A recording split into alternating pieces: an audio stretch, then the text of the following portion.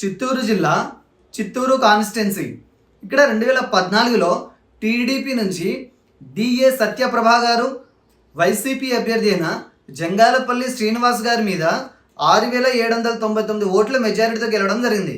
ఫైనల్గా ఇక్కడ ఈ సీట్ని టీడీపీ కైవసం చేసుకోవడం జరిగింది.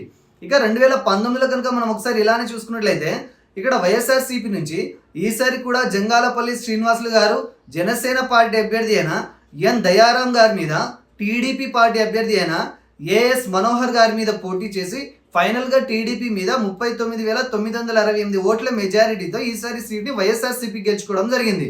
ఇక ఈ 2024 ప్రస్తుత పరిస్థితిని కనుక మనం చూసినట్లయితే టీడీపీ జనసేన బీజేపీ కూటమి అభ్యర్థిగా టీడీపీ నుంచి ఈసారి గురిజాల జగన్మోహన్ గారు పోటీ చేయడం జరుగుతుంది. ఇక వైఎస్ఆర్సీపీ నుంచి ఈసారి ఎం విజయానంద రెడ్డి గారు ఇక్కడ పోటీ చేయడం జరుగుతుంది. 2014, 2019లో వీరిద్దరి మధ్య జరిగే హోరాహోరీ పోరులో ఒకసారి టీడీపీ గెలిస్తే మరొకసారి వైసీపీ గెలిచింది. ఇక ప్రస్తుతం ఈ 2024లో ఇక్కడ విజయం మాదంటే మాదంటూ ఈ రెండు పార్టీ అభ్యర్థులు హోరాహోరీగా పోరాడుతున్నారు.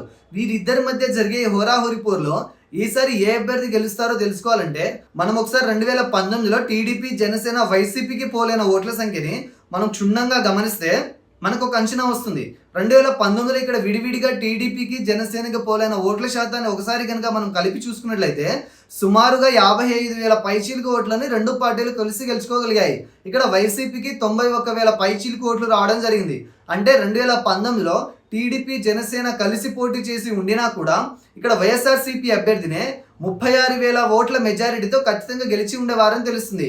ఇక ఇప్పటి విషయానికి వస్తే ఈసారి ఇక్కడ గెలిపేవరదేనంటే దీనికి సమాధానంగా ఆ టైంలో ఈ రెండు పార్టీలకు విడివిడిగా పోలైన ఇదే ఓట్ల శాతం చెక్కు చెదరకుండా అదే విధంగా ఇప్పుడు కూడా రిపీట్ అయితే ఖచ్చితంగా మంచి మెజారిటీతో ఈ సీట్ని వైఎస్ఆర్సీపీ అభ్యర్థి గెలిచే అవకాశం కనబడుతుంది. కానీ ప్రస్తుతం ఇక్కడ వైసీపీ నుంచి పోటీ చేసే అభ్యర్థి నూతన అభ్యర్థి కావడం వల్ల ఇక్కడ యువతలో వైసీపీ మీద కొంత అసంతృప్తి కారణంగా ఇక్కడ ఫలితం క్లీన్ కాంటెస్ట్గా మారబోతుందని తెలుస్తుంది. పోయిన ఫలితం యొక్క రిజల్ట్స్ గురించి పక్కన పెట్టి అక్కడ ప్రజల అభిప్రాయ సేకరణ ద్వారా మనకు తెలిసిన వివరాల ప్రకారం ఇక్కడ ఈసారి కొంత ఎడ్జ్ మాత్రం టీడీపీకే ఉందని తెలుస్తుంది. కానీ ఈ గెలుపు అన్నది కొత్తగా ఈసారి పోలవబోయే యువత ఓట్ల మీద కూడా ఆధారపడి ఉంటుంది.